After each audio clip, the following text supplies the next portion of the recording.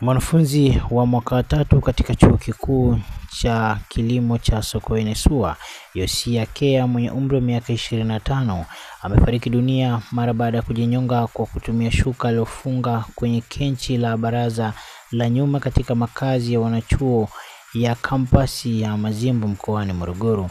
Tukio hilo limetokea asubuhi ya leo ya Jumapili Machi 9 mwaka 2025. Kwa mujibu wa taarifa ya polisi, chanzo cha tukio hilo halikufahamika na uchunguzi umeanza ili kubaini sababu zilizopelekea mwanafunzi huyo kuchukua hatua hiyo.